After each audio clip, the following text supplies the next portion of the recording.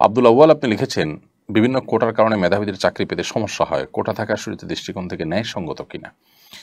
দেখুন, কোনো পিছিয়ে পড়ে থাকা জনগোষ্ঠীকে এগিয়ে নেওয়ার জন্য যৌক্তিক এবং গ্রহণযোগ্য পর্যায়ের যদি কোটা থাকে, অথবা দেশ দেশের মানুষের প্রতি, জাতির প্রতি, জাতীয় ক্ষেত্রে কোনো অবদান কেউ রেখেছে, এরকম কারোর অবদানের স্বীকৃতিস্বরূপ তাদেরকে যদি কোনো সুযোগ সুবিধা দেওয়া হয়, রাষ্ট্র বা সরকার দেয়, সেটা যৌক্তিক কারণে দিলে এবং সেটা রাজনৈতিক কোনো উদ্দেশ্য ছাড়া আপনার বাস্তবতার ভিত্তিতে যদি দেওয়া হয়, তো সেটা শরীর দৃষ্টিকোণ থেকে নাজায়েজ হওয়ার কোনো কারণ নেই।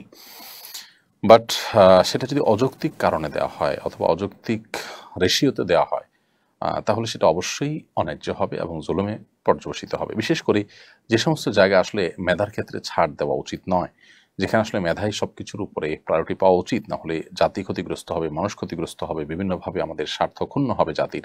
সেরকম জায়গাতে বিশেষ করে এই ধরনের ফ্যাসিলিটিস যদি থাকে, কোটার ফ্যাসিলিটিস বা কোটার সুযোগ, তাহলে সেক্ষেত্রে এখান থেকে জাতি ক্ষতিগ্রস্ত হতে পারে এরকম কোনো সিদ্ধান্ত নেওয়ার মতো ব্যাপার হলে সেটিতে অবশ্যই অন্যায় হবে। এগুলো আসলে পরিস্থিতি এবং ডিমান্ড, প্রয়োজন এবং আপনার আমাদের সাধ্য, এসব কিছুকে সমন্বয় করে এগুলো করতে হবে। এগুলোর ক্ষেত্রে রাজনৈতিক উদ্দেশ্য, ভোটের রাজনীতিকে মাথায় রেখে করলে অথবা অন্য কোনো কারণে করলে, অথবা যে কোনো কারণেই হোক না কেন, তাতে জাতীয়ভাবে আমরা ক্ষতিগ্রস্ত হলে সেরকম সিদ্ধান্ত যদি নেওয়া হয়, সেটা অবশ্যই ভুল হবে এবং অন্যায় হবে। অনেক সময় দেখা যায় যে আমরা এই জাতীয় কোটার কারণে নানামুখী বিপত্তির মুখে পড়ি। মেয়েদের জন্য যে কোটার ব্যবস্থা রাখা হয়েছে এবং বিভিন্ন সেক্টরে তাদের জন্য বিশেষ বিশেষ কোটা, বিশেষ করে নার্সিংয়ের কাজে মেয়েদের কোটা অনেক বেশি ছেলেদের তুলনায়, এরকম আর অনেক জায়গা আছে। তো এই যে কোটা, এই কোটাগুলো বেশিরভাগ ক্ষেত্রে যে সমস্যা তৈরি করে তা হলো ছেলেরা, যুবক ছেলেরা তারা বেকারত্বের হার তাদের মধ্যে বাড়তে থাকে। মেয়েদের, তাদের স্বকীয়তা বজায় রেখে মেয়েরা মেয়েদের অঙ্গনে কাজ করবে, ইসলাম সেটাকে নিষেধ করে না।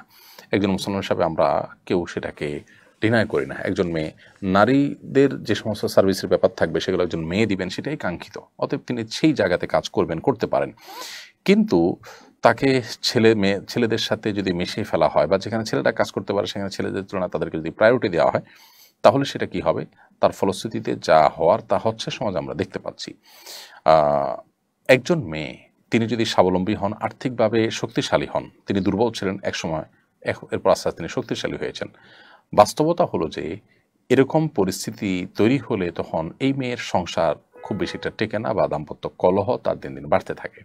এর বিপরীতে একজন ছেলে যদি চাকরি না থাকে, তার বেকার থাকেন, এরপর চাকরি পান, কিংবা অর্থনৈতিকভাবে তিনি স্বাবলম্বিতা অর্জন করেন, তার অর্থনৈতিক ভিত্তি যদি মজবুত হতে থাকে, তখন তার দাম্পত্য সম্পর্ক আরও ভালো হয়।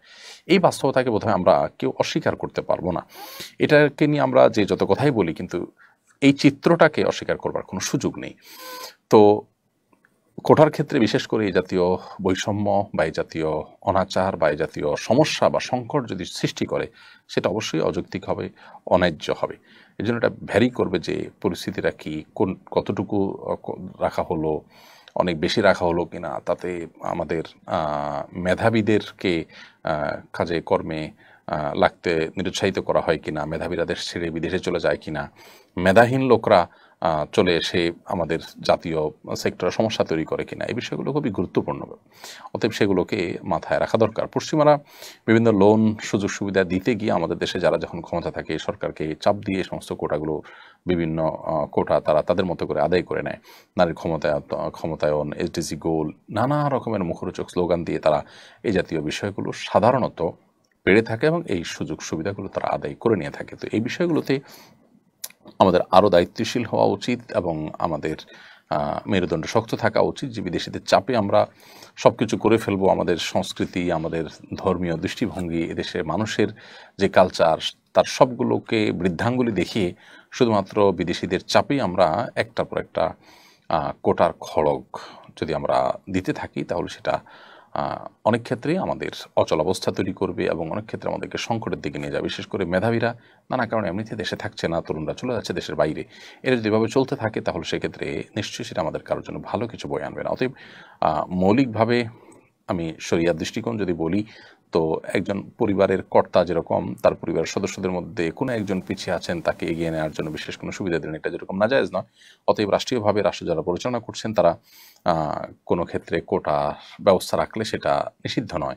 বিশেষ করে যখন কেউ রাষ্ট্রের প্রতি কোনো অবদান রেখেছেন, তাদেরকে স্বীকৃতিস্বরূপ কোনো কোটা দেওয়া হলো, কোনো সুবিধা দেওয়া হলো, এই সুবিধাগুলো দেওয়া অন্যায্য নয়, কিন্তু এটার রেশিওটা যেন যৌক্তিক হয়, অযৌক্তিক না হয়। বিশেষ করে যে সমস্ত জায়গায় মেধার ক্ষেত্রে কোনো ছাড় দেওয়া উচিত না, সে সমস্ত ক্ষেত্রে আপনার কোটা যথাসম্ভব না রাখা, এই বিষয়গুলো আসলে অবস্থা এবং পরিস্থিতির উপরে ভিত্তি করে এগুলোর বিধান শরীয়ত দৃষ্টিকোণ থেকে আসবে।